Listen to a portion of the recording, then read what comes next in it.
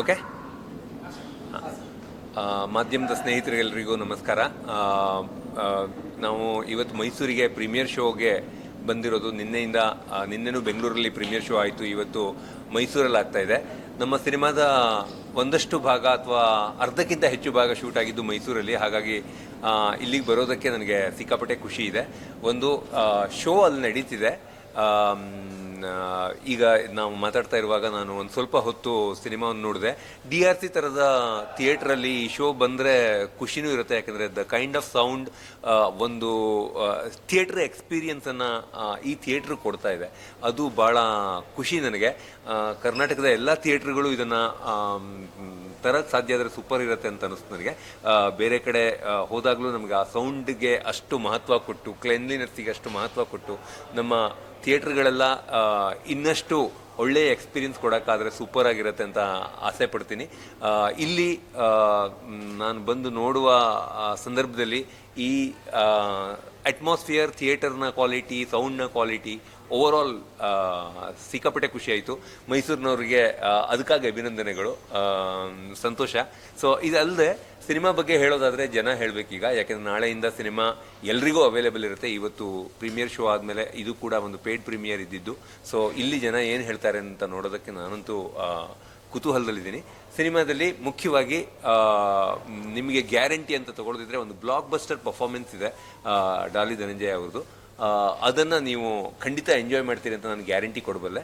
ಅದೇ ಥರ ವಿಲನ್ ರಮೇಶ್ ಇಂದಿರಾ ಇರ್ಬೋದು, ಅಥವಾ ಮೋಕ್ಷಾ ಕುಶಾಲ್ ಇರ್ಬೋದು, ತನುಜಾ ಇರ್ಬೋದು, ಪೃಥ್ವಿ ಇರ್ಬೋದು, ಅಭಿಷೇಕ್ ಶ್ರೀಕಾಂತ್ ಇರ್ಬೋದು, ಈ ಥರ ರಂಗಾಯಣ ರಘು, ತಾರಮ್ಮ, ಇವರ ಅಭಿನಯ ಕೂಡ ನಿಮಗೆ ಗ್ಯಾರಂಟಿಯಾಗಿ ಎಂಟರ್ಟೈನ್ ಮಾಡುತ್ತೆ, ನಿಮ್ಮನ್ನು ಆ ಪಾತ್ರಗಳು ತಟ್ಟುತ್ತೆ ಅಂತ ನಂಬ್ತೀನಿ. ಎಲ್ಲಕ್ಕಿಂತ ಮುಖ್ಯವಾಗಿ ನನಗೆ ಒಬ್ಬ ಸಜ್ಜನನ ಪಾತ್ರವನ್ನು, ಒಬ್ಬ ಗುಡ್ ಹ್ಯೂಮನ್ ಬೀಯಿಂಗ್ನ ಪಾತ್ರವನ್ನು ಇಷ್ಟು ಪ್ರಭಾವಶಾಲಿಯಾಗಿ ಅಭಿನಯಿಸೋದು ಭಾಳ ಸವಾಲಿನ ಕೆಲಸ. ಅದನ್ನು ಡಾಲಿ ಅವರು ಫ್ಯಾಂಟಾಸ್ಟಿಕ್ ಆಗಿ ಮಾಡಿದ್ದಾರೆ. ಅದನ್ನು ನೋಡೋದಕ್ಕಾದರೂ ನೀವು ಖಂಡಿತವಾಗೂ ಥಿಯೇಟ್ರಿಗೆ ಬರಲೇಬೇಕು. ಅದು ಆದಮೇಲೆ ಹಾಡುಗಳು, ಡೈಲಾಗ್ಗಳು, ಅಥವಾ ಎಂಟರ್ಟೈನ್ಮೆಂಟ್, ಅಥವಾ ಒಟ್ಟು ಕತೆ, ಅದು ನಿಮ್ಮನ್ನು ಎಂಟರ್ಟೈನ್ ಮಾಡಬಹುದು ಅಂತ ನಾನು ನಂಬ್ತೀನಿ. Thank you so much. ನಾನು ಅವರು ಬ್ಲಾಕ್ ಬಸ್ಟರ್ ಪರ್ಫಾರ್ಮರ್ ಅಂತ ಹೇಳ್ತೀನಿ. ನಾನು ಅದ್ಭುತವಾಗಿ ಆ್ಯಕ್ಟ್ ಮಾಡೋದ್ರಿಂದ ನನ್ನ ಕೆಲಸ ಭಾಳ ಸುಲಭ. ನಾನು ಆ್ಯಕ್ಚುಲಿ ಒಂದೇ ಒಂದು ಶಾಟು ಹಿಂಗೆ ಮಾಡಿ ಅಂತ ಹೇಳಿಲ್ಲ ಅವರಿಗೆ. ಪಾತ್ರದ ಬಗ್ಗೆ ಒಂದಷ್ಟು ಡೀಟೇಲ್ಸ್ ಕೊಟ್ಟಿದ್ದು ಅಷ್ಟೇ. ಅವರು ಅದನ್ನು ಎತ್ಕೊಂಡು ಎಲ್ಲಿಗೋ ತೊಗೊಂಡೋಗಿದ್ದಾರೆ.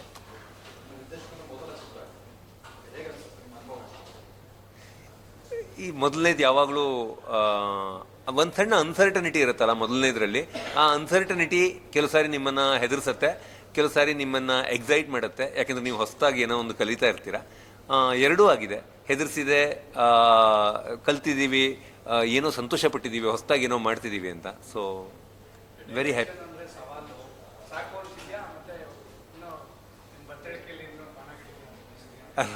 ಸೊ ಕತೆಗಳು ಇದ್ದೇ ಇರುತ್ತೆ. ಅಂದರೆ ನಿಮ್ಮ ಲೈಫ್ ಥರ ಕತೆ ಅಂದರೆ ದಿನಕ್ಕೊಂದು ಕತೆ ಹುಟ್ಕೊಳ್ಳುತ್ತೆ ನಮ್ಮ ನಡುವೆ.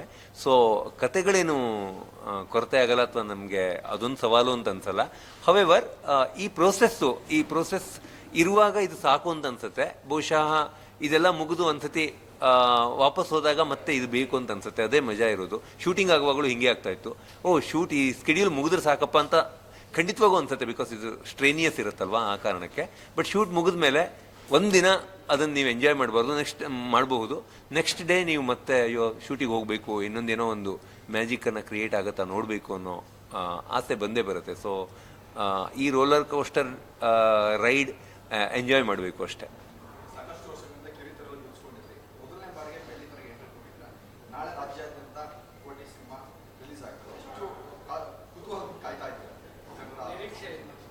ನರ್ವಸ್ ಇದ್ದೀನಿ ನಾನು, ಭಾಳ ನರ್ವಸ್ ಇದ್ದೀನಿ.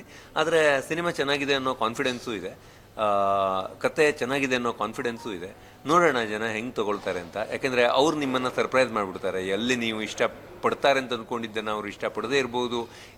ಓಕೆ, ಇದು ಮಾಮೂಲಿ ಆಗಿದೆ ಅಂತ ನಿಮಗನ್ಸಿದ್ದು ಅವರಿಗೆ ತುಂಬ ಇಷ್ಟ ಆಗ್ಬಿಡ್ಬೋದು. ನನಗೆ ಗೊತ್ತಿಲ್ಲ. ಈ ಕುತೂಹಲಕ್ಕೆ ನಾನು ಸಿದ್ಧ ಆಗಿ ಇವತ್ತು ಸಂಜೆ ಕಳೀತಾ ಇದ್ದೀನಿ.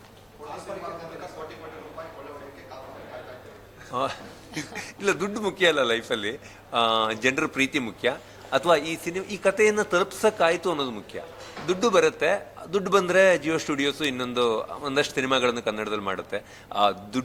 ದುಡ್ಡಿಗಾಗಿ ಈ ಸಿನಿಮಾ ಆಗಿದ್ದಲ್ಲ.